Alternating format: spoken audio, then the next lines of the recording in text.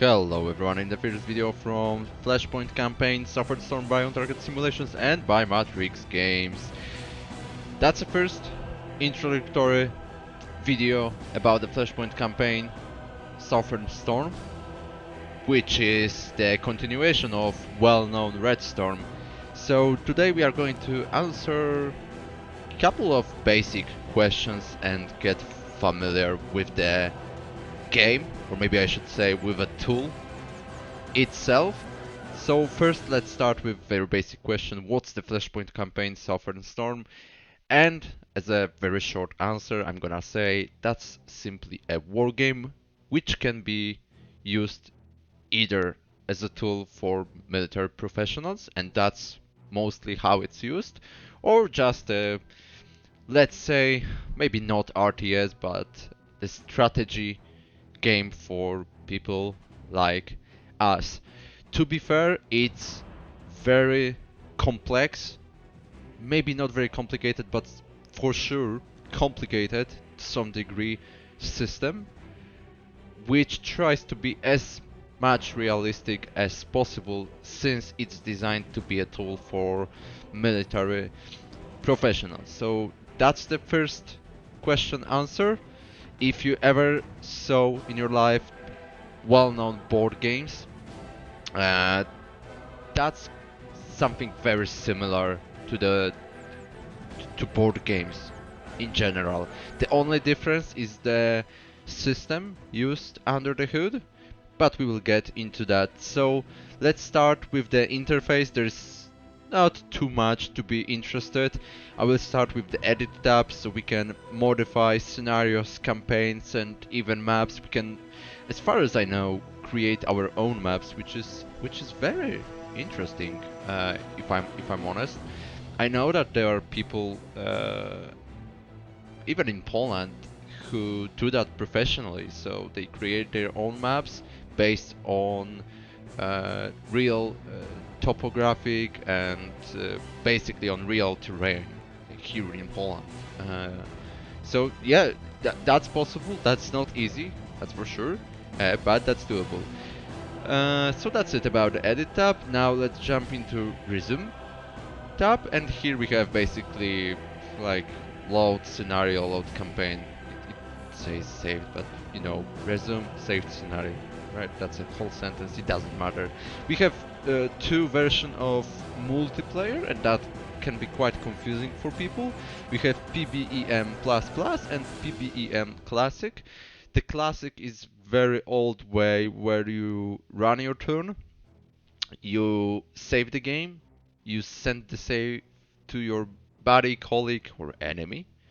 Then your buddy loads the save, he performs his turn, he saves, he sends his save to you, and you do that until the game finishes. So that's it. The PBEM++ is, well, just well-known multiplayer on, I think, the Matrix servers or the Slytherin. I'm not sure. Anyway, it's just the multiplier which we all well know. And then we have the start new. We have two selections, or three: scenario, campaign, and PBEM++ multiplayer. Today we are going to jump very quickly for the scenario tutorial one, basic. We have also campaigns, and we have 4 campaigns for now. As you can see, Big Red one, Canadian campaign, blah blah blah. Probably will play them in the later future, I believe. And then we have the scenarios, and those scenarios are what they are here. Couple of good missions and 3 tutorial scenarios, which is the basics, intermediate features, and advanced features. As you can see, the setup of the game is placed during the Cold War. The equipment mostly spans from, well, I'm not sure, but I believe that's it, right before World War II, so 1950s to 1990s. To be honest, for NATO, it's of course most of the equipment is coming from 1980s mostly, I believe. For the Soviet Union, it's a bit different because, well, they are still using the very old equipment, even the one from World War II, like howitzers or any other cannons in general. But yeah, the most setup is the Cold War, and that's what we are going to be playing in that game, in that tool. Uh, so maybe without further ado, let me check user preferences. Is there any interesting for you? Game colors, you can edit the game colors as you wish for different options. We will not get into that because it's when you get familiar with the game, you will jump into that tab and modify as you wish. And then we have the general. The only interesting, at least for me, is weather unit preferences. So the temperature is Celsius, range is in meters. I don't know why it's weather, but that's fine. Wind speed is kilometers per hour, and cloud sailing is in meters. And yes, the cloud sailing matters, so you can be quite surprised, but it's not the RTS like Company of Heroes or even the more realistic Porno or Steel Division. It's completely something else. It's very, very realistic, and it should be realistic as most of war games, even either the board or the digital ones. And the last option is display ranks and rank abbreviations. We use the American style. We can also select national language values, but I'm worried that I wouldn't understand the Russian one. So let's pick up this scenario. We will jump into tutorial 1, the basics. Now, the basic information about the scenario. This is a 4-hour scenario in the Southern Storm Bad Dürheim map, and that's a real map. I mean, the map is based on the real place, so keep that in mind. It's very cool, to be honest, especially for the Germans, I believe, the Eastern and the Western Germans. Now the Germans, sorry, but you know what I mean. Now the second information. The scenario has a total of approximately 24 units combined between the CB-80s United States, which spans 1980-1989, versus I read it B, it's a W of course, CW-80s Soviet Union 1980-1989 forces. Quick brief. Tutorial 1, the basics. Please go to help menu and open the field manuals folder and then open FM blah blah blah blah blah tutorial operations PDF and follow the information found within to run the tutorial scenarios. And that's a big piece of that game. PDF documents, basically. We have one big manual which consists of, I think, around 350 pages. And then we have also the operations PDF and other PDFs, including other crucial information for the game itself, because mechanics are quite complex, if I'm honest with you. They are not as complex as in Gary Grigsby, War in the East or West, or in the Pacific, I believe. The tutorial for the manual for Gary Grigsby is, I think, like 500 or 600 pages. So yeah, that's a smaller one, which is fine. I mean, it's easier to get into game just in a shorter time of time. Okay. Shorter amount of time. That's correct. But I'm not native speaker, so please forgive me. So yeah, those PDFs are crucial. You should take a look at them. Maybe I should open the one on my second screen. Anyway, let's continue reading. In this first tutorial scenario, we'll cover the basics of reviewing your mission objectives, looking over the terrain and forces in use, sizing up the enemy, issuing orders, and setting standard operation procedures, or standard operating procedures. We can call it that way or this way. For your forces to accomplish your mission. Your mission, Commander. Your mission is to move your armored cavalry regiment troop to secure the 2 bridges east and southeast of Bad Dürheim and eliminate any Soviet attempt to cross into the area. At your disposal are a handful of armored scout sections, M3s and scout troops. M3s are well-known Bradleys. 2 platoons of M1A1 tanks, which is the Abrams, as you all know. A section of self-propelled mortars, and 2 headquarters units in support. Good luck, Commander. And yes, the headquarters matters also, so you can be quite surprised, but as I've said, it's realistic. So that's it. We can proceed. Just stay for a while in that tab. You can see that we can select the or filter the scenarios based on the selection criteria like the country we want to play, scenario size in total units. So I don't really think we should do that. I mean, maybe if we want to pick up the small scenario and, for example, we really want to play West German, then we can do that. But we don't have too many scenarios, so we can easily just cycle through them. Okay, let's not waste time. Let's proceed. Now, a couple of options available. So we have style of play. We have computer opponent, which is, I think everyone understands what that means. So we are playing against AI, and AI is not as dumb as in many other games. It's not also too clever, but it's a challenge, I believe. Then we have head-to-head play, which is hot seat, and I think the older players, gamers, know what it means. So your buddy is sitting next to you and you're playing on a single PC, which is very, very cool. It's like playing the board game basically. Start a play by email game, so that's a classic PvEM as I've mentioned before, and we have computer plays both sides, and that's basically kind of a simulation, so we can see what computer is doing based on selected battle planning options, or in general we can see how computer behaves. There is some value in that, but we are not going to do that today. Now, which side we are going to play? We are going to play as a NATO, of course. We don't like Warsaw Pact. And then we have the battle planning options. That's quite interesting, so let's read it. If desired, the side played by the computer may use the battle plan. Choose random selection for the computer to use a random battle plan, or pick a specific battle plan for the computer to use. Alternatively, uncheck the selection box to use no battle plan at all. And here we can select for the Warsaw Pact the battle plans. For that scenario we have only one battle plan, so AI will follow a certain plan specified by developers. We can also uncheck it and the AI will behave, I think, kind of randomly. I haven't checked that, but that's what I understand from the description. But we are going to select that attack one, just attack one.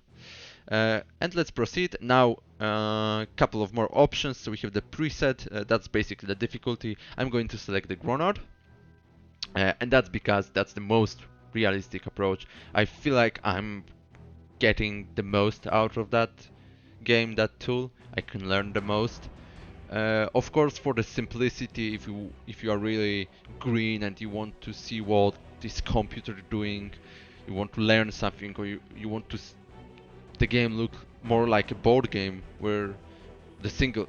So when you are playing the board game and you are playing on a single board, you can see basically everything. So that's what you can also simulate here. So you can see that we have a couple of options like enemy units are always visible, so it's unchecked.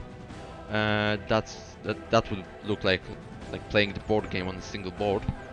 Emergency resupply is automatic. That's all. Basically, let's read a brief. When units run out of supply, sorry, they automatically get a small percentage of ammo to keep fighting, and that's kind of unrealistic. I don't want to take it. And then allow gathering of full information of visible enemy units, and that's basically if you spot enemy unit, you get whole 100% information about that particular unit, so you can see how many vehicles they have, ammunition, and so on. And that's also kind of unrealistic because on the real battlefield, if you spot the unit, you can see what kind of unit it is, usually either based on insignia or just well, you can see that how many tanks is approaching and so on, so you can determine whether it's a company, platoon, or so. And realistically, you cannot see how much ammo they have. Usually, you don't know whether that's a full company or maybe just a platoon, and the other platoon is attacking somewhere else, but that's still the company element. So you can get only rough estimation of that, unless you are really able to gather full information, and usually that's not true, of course, even for the professional intelligence. So yeah, we are keeping that unchecked also. Fog of War for map markers, that's not really interesting. You can read it, but anyway, let's proceed. And let's jump into the map. So you can see that's a map. Let's quickly read the announcement. And that's kind of a welcome scream. Colonel Reynolds, welcome to the tutorial 1, the basic scenario. You are commanding NATO forces and have 4 hours to accomplish the mission described in your scenario briefing. We can click on that, but we'll jump into that in a moment. Your forces are composed of 2 groups of units, extensive descriptions of which are found in the operations, P and L, that's I think people and logistics. Am I correct? We will see later. Oh, let's click on that. Personnel and logistics, okay? And fire support staff reports. Information about the opposing forces are available from the Intel staff report. You may now drag and drop your starting units into any group setup hex, subject to the usual stacking limits. So let me click on a. Oh, we cannot because it's opened. Anyway, so let's continue. It really doesn't matter for now. You are responsible for a total of 12 Recce, 11 tanks, 12 APCs, 4 HQs, and 2 self-prepared RT subunits, worth 3,106 victory points. Remember, these assets are all but irreplaceable. Good luck. Continue. So yeah, that's the information that we can put our units into different hexes, but let's keep it for now. So what you can see, we can zoom out, zoom in. That's basically like a standard board for the war game. It's nothing special about it. Everything is sliced into hexes. So every hex has an information like the hex number, which in that case is 1819. Then we have the elevation, which is free for that particular hex, cover 75%, concealment 82%, and mobility 17%. And that's a very basic information. You can see that we have different kind of terrain. For example, let's take a look at that. Hex 2023. Elevation is still the same, it's free. Cover is only 10%. That's basically the open field. Concealment only 20%, and mobility 70%, which means that's a great area for tanks if they are moving forward. We have different elevation levels. We have, in that case, we have elevation 4, and you can quite easily see that. I know that people are complaining about that they cannot easily differentiate the elevation level. I think in the Flashpoint campaign it's done really, really well. But I would complain on, for example, decisive campaigns because they use quite similar concept, but sometimes it's way harder to differentiate whether it's elevation 4 or 3. Just for example. So yeah, that's something maybe not annoying, but a small inconvenience in decisive campaigns rather than offensive. But in Flashpoint campaigns, in my opinion, it's done really, really well. So yeah, once again, you can see that we have different type of terrain. We have forests, we have open fields, we have also urban terrain, and you can see that, for example, the cover and concealment in urban terrain is absolutely perfect. Its cover is 80%, concealment is 96%, and mobility is 80%. So everything is really, really good. That's a perfect terrain for infantry to defend. So that's it. What else about the map? I think it's quite straightforward for people. It's not that complicated. You also can see that we can see, okay, cannot find a better word. We can see that we have our objectives for 500 points, as it's mentioned.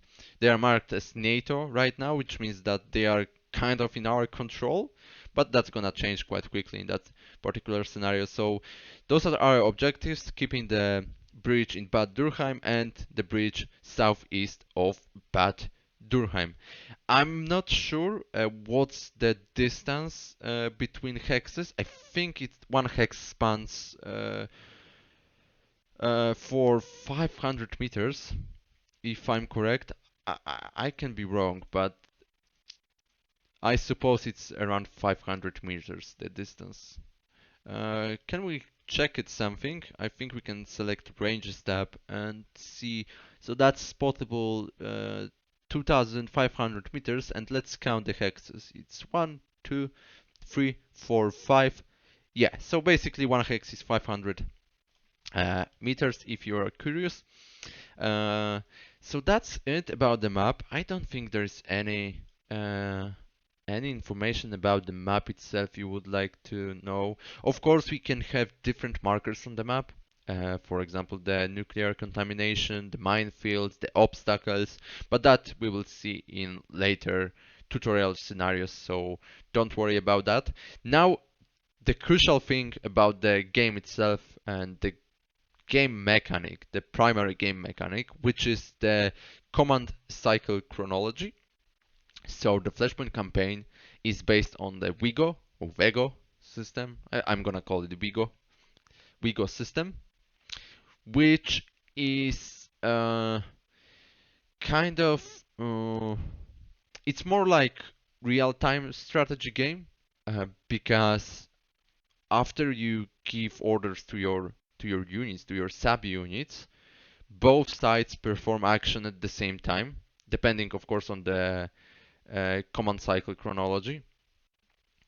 So it gives you a bit less flexibility and predictability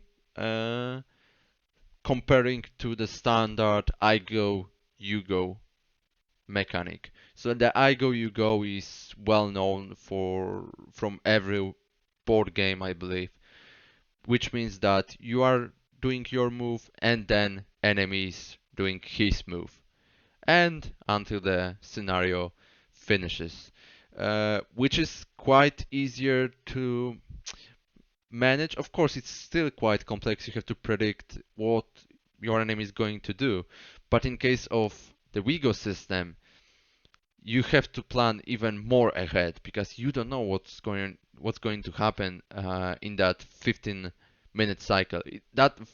For that scenario, it's now 15 minutes for us and 14 minutes for the Russians. But it all depends on different factors, like, for example, here electronic warfare comms interference. If your enemy has the really high electronic warfare level, so it's basically the countermeasure towards you, then your command cycle is going to be simply larger, which makes your movement even harder because you have to predict even more forward. Because you are not going to change your orders in the meantime while your units are moving. The orders are in place, they are going to be resolved during that phase, and you cannot edit that, so you can only watch. And that can be sometimes painful, especially if your chronology cycle is long. Command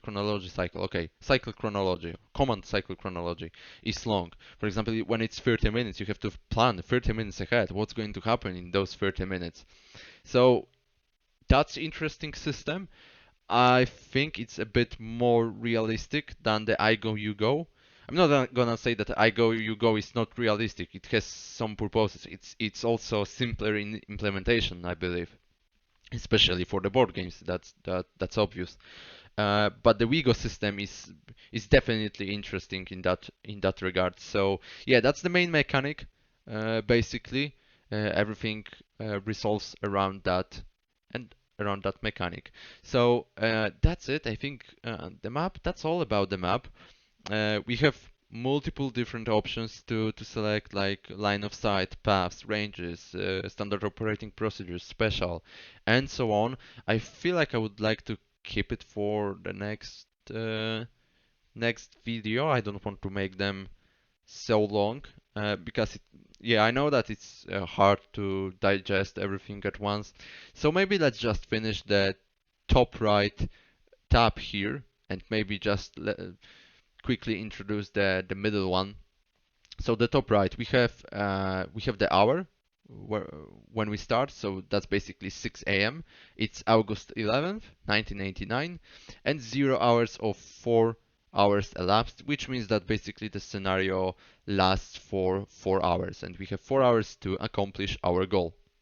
Then we have the information about the command cycle chronology, but That will clarify in the meantime. We have also the big start button. That's obvious what's going to happen. And then we have the information about the weather. So we have the information that we have a day, overcast, visibility 10,000 meters, 9 Celsius degrees, wind east 7 meters per second, illumination 100%, sunset at 1945, 2104. That's of course an hour, so it's basically 7 p.m. 45, 9 p.m. 04, or 4 past 9 p.m. And the cloud sailing is 690 meters above the ground level, which means that, for example, the clouds air support gonna be problematic because our air support will have really hard time to detect targets even with the proper optic, which also really matters. So that's it. We have also one more information which is crucial. Airspace control, it's contested, so none of the side has established the air superiority over the terrain, which means that both sides gonna have problem with close air support in general. That can also change. That's very important information if you are going to use your air assets, because it's really easy to lose them, unfortunately. But that's how modern battlefield basically looks like. If you have enough air control, then enemy is basically removed of any capabilities to perform air actions. Even the standoff missions are problematic, and sometimes they are only the only thing available. So keep that in mind. That's, as I've said, that's realistic. So you have to look at everything like cloud sailing, airspace control, and so on. Okay, let's jump into the next step. Here we have the information about our basically the unit. So the commander is Colonel Reynolds. We are commanding 11th Armored Cavalry Regiment, well-known Black Horses. That's an American unit. Orders now next at 0615. That means that the next order phase for us will start at 0615. Then the information about starting forces victory points, it's 100%, which means no losses so far. It's quite obvious because we've already started, or just started. Then we have electronic warfare comms interference, very low, which is usually not the case, unfortunately. Then we have the recovery of readiness, plus 21 hours. And we shouldn't bother about that too much because the scenario lasts only for 4 hours, so that's only for longer scenarios. And then average readiness for our units is 100%. Okay, I think we can take a look at the next step, which is 11th Armored Cavalry Regiment Spotlight. I would say it's an order of battle. So we have Squadron HQ. Below the Squadron HQ, we have ACR Troop HQ, and you can see that that the units are changing between that and that one. So that's a Squadron HQ, and that's ACR Troop HQ. And under ACR Troop HQ, we have 1st ACR Troop, 2nd ACR Troop, 3rd, 4th, 5th, 6th, 7th, 8th, and then we have the Mortar Unit, Mortar Troop, Mortar Crew, which is also part of that particular HQ, and that also matters. So the order of battle is crucial. We need to know where certain units are assigned. That's because of the radio transmission, the orders, the command range of certain HQs. We can take a look quickly at that. You can see that our ACR Troop HQ command range is only 5,000 kilometers, right? Okay, no, 5,000 meters, which is 5 kilometers. So you can keep that in mind. It's crucial. If your units will go out of range of the command range, that's gonna be a problem for them because they will lack any information from the HQ. So any coordination, any action coordination will be problematic for them. Also, the supplies will be problematic. So keep that in mind. That's crucial. Regarding the fire support, that also matters. So there's As I've said, that's realistic. You have to check everything. You have to look carefully at what is